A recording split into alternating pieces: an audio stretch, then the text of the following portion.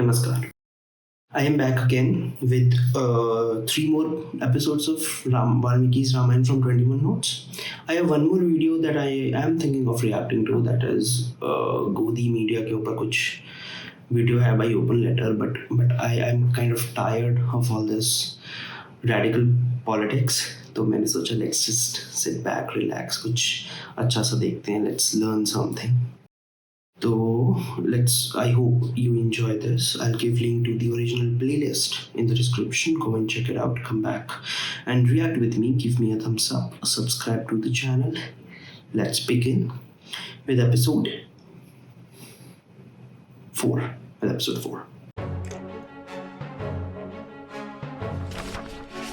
This is Valmiki Ramayan, Season 1, Episode 4, Life in Ayodhya. Previously, Valmiki told us how the grand city of Ayodhya was built. Now let's see what life was like in this city. Dashrath was the just and mighty king of Ayodhya. Popular depiction of Dashrath is as a somewhat weak, emotional person. However, the description given by Valmiki is of one who is Dirghadarshi, Balavan, Nihata Mitra, visionary, powerful, and destroyer of enemies. And while being powerful, Dashrath is also Paurajana Padapriya, loved by his people, and Vedavit, a scholar. Very interesting adjectives. The ideal king was not one who ruled by force and was feared, rather one who drew his strength and position through people's support. And knowledge and scholarship is something we will see mentioned again and again. Knowledge was not restricted to any particular group within society. There's one more shlok that comes to mind, in which, while describing Dashrath, the shlok says, I don't remember the exact Sanskrit shlok, but I'll tell you what it meant. It meant that Dashrath ji, they governed his city like Raja Manu governed. Okay? And Raja Manu is considered the progenitor of the entire human race, according to Hindu scriptures. In fact, Dashrath is also described as Rajarshi, a king who is also a sage. And now the people of Ayodhya, they are described as happy and contented, learned, truthful, righteous in conduct. And this applied to Sarve Narascha Naryascha, all men and women. Women were learned too. They were not locked up inside the houses. There was not a single person who was not washed, did not smell good, and who was not adorned with accessories. I wonder where they were on the happiness index. There was no one who had accumulated little wealth. In other words, people were very well off. It was not a case of rich king and poor peasants. The citizens lived long lives, were healthy. The city was as full of brave warriors as a mountain cave is full of lions. There were traders from other countries. Like any world city, Ayodhya was an international trade center. The city of Ayodhya also had horses and elephants of the best breeds from distant lands. Horses that were born in the region of Kamboj and Bahalika, and elephants from Himalayas, Vindhyas and Sahyadri, and they were interbred too, Bhadra Mandra Mrugaihi. Dashrath was ably supported by his ministers and councillors. The chief councillors were the great sages Vasishtha and Vamadev. There are some interesting words used to describe the government officials of those times. Well educated in all branches of knowledge. Those who felt ashamed to do unjust acts. Proficient, valorous, and Yatha Vachanakarinah,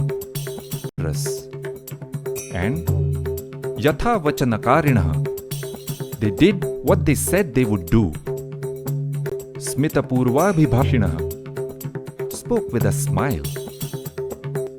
praptakalam tute That is an important quality. dandam dharayeyus suteshwapi.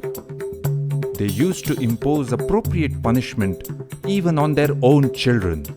No one was above the law. Interesting that Valmiki thought it worthwhile to report that civil servants were not rude and that the law was equally applied even to children of high officials. Clearly, governance structures were advanced and well developed, not primitive. And as for the Well, if there was a monarchy and a bureaucracy and there were certain laws in place which were not arbitrary, ऐसा नहीं था कि king कुछ भी बोल देता था, जो उसका मर्जी है वो इन्फोर्स कर देता था, ऐसा नहीं था. Like, if the laws were being imposed on everyone and no one was above the law, so it talks of a certain law structure, a certain written laws which will be followed by everyone. citizens, Valmiki repeatedly talks of their prosperity, knowledge, righteousness, and cleanliness, shuchi. And so,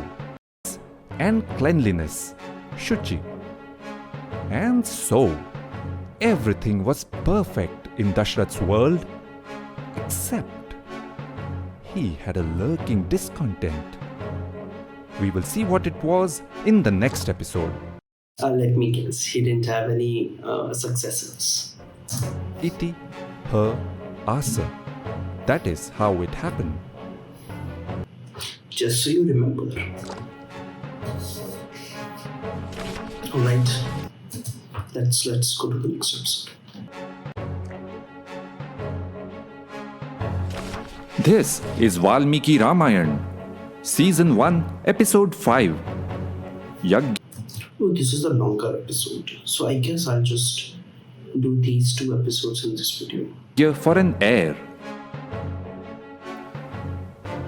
Previously, Valmiki told us about the grand city of Ayodhya, its noble people, and its great king Dashrath.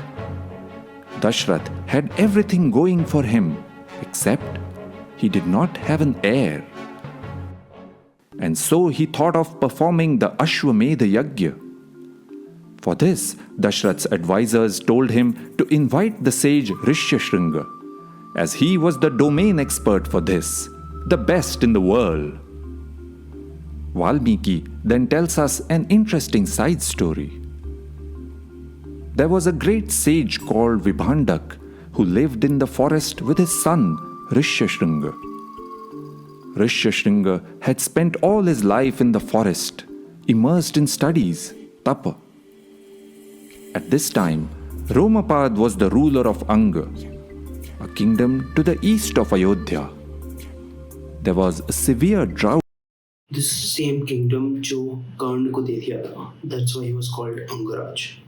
In Anga, and Romapad's advisors told him to seek Rishyashringa's help to tackle the drought. Now, how to get the great sage from the forest to the city? That task was given to the king's courtesans, and the strategy succeeded without a hitch.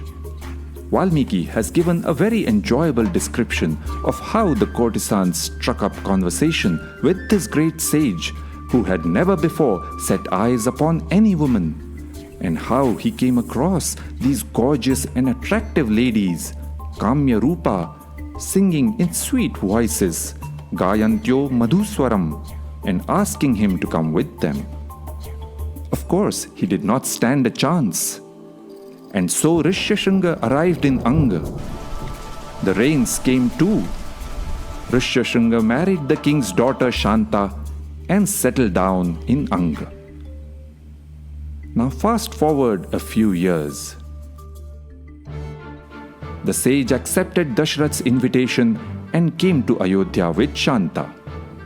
He then instructed Dashrath to release the Ashwamedh horse under the protection of soldiers. A year passed, and Vasishtha then began these preparations. Think of the Yagya as a giant exhibition or expo. A mini temporary city, the Yagyavatak, had to be built on the northern bank of Sharayu. Remember, Ayodhya was on the southern bank. here are some interesting points about the instructions given by Vasishtha. The Yagyavatak had to be large enough to house thousands of visitors. So architects, builders, and carpenters were invited. And it was no dry affair. Invitees included dancers and actors. The residential accommodations were to be furnished with many items of food and all kinds of entertainment for visitors. Vasishtha was very clear. Datavyamannam vidhivat satkritya natu leelaya. Food was to be given respectfully, not as charity.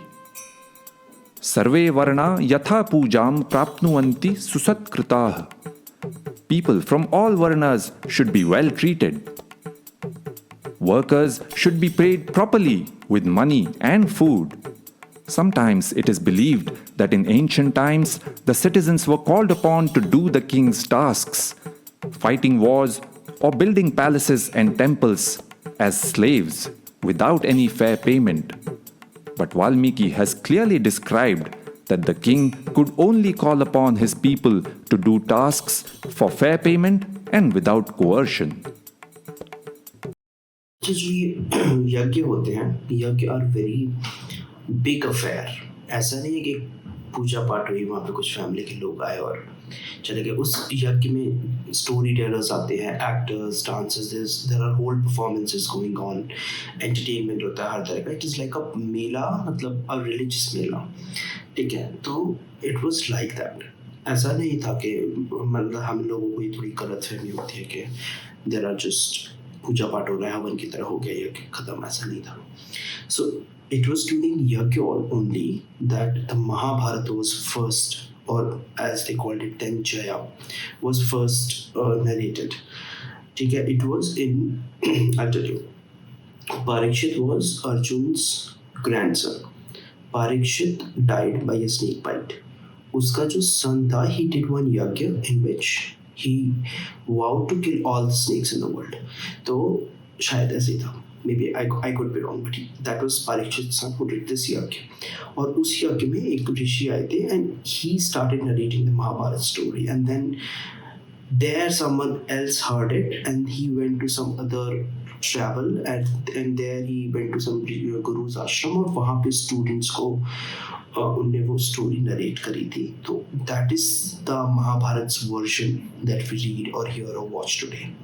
So it was after generations and by someone that's not that is the Mahabharata version that we read today, but the original Mahabharata was like by Ved Vyasji, was written by Ved Vyasji, who was involved in the story. Further, Vasishtha said, invite all the kings. There is specific mention of kings from all parts of India, including Dakshinatyan Narendranshcha, kings from the south. There was no north-south divide. The preparations were completed, the guests arrived, and the yagya began. Valmiki describes how the yagya was actually conducted. A lot of emphasis on doing things correctly, with the right ingredients, in the correct order, vidhivat. No shortcuts, no jugaad. Men and women from different lands participated in the yagya. In between the ceremonies, debates and discussions were conducted. At the end of the yagya, from the flames rose a figure who said to Dashrath, "Take this porridge and give it to your wives, who will bear you sons." Dashrath went and gave half of it to Kaushalya and a quarter to Sumitra. Of the remaining quarter, he gave one half to Kaikeyi and the remaining back to Sumitra. The yagya was over. Everyone returned home. An interesting aside, Rishyashringa later spent his last years in meditation at a place near Sringeri in Karnataka. Sringeri itself is short for Rishyashringagiri. Now, 6 seasons passed after the yagya. In the month of Chaitra, on the 9th day, Kaushalya gave birth to Ram. Soon after, Bharat was born to Kaikeyi, and Sumitra gave birth to Lakshman and Shatrughna. There was singing and dancing on the streets. And so were born the 4 princes of Ayodhya. Meanwhile, what's happening with the Rakshasas? In the next episode, Valmiki will tell us about the background of the Rakshasas. And it's not what you think. Iti, her, asa. That is how it happened. Just so you remember. Very interesting, very interesting. I wonder what is the story of the Rakshasas. I think it can't be those Rakshas जो गुरु विश्वामित्र को परेशान करते थे, because that is much later in the story.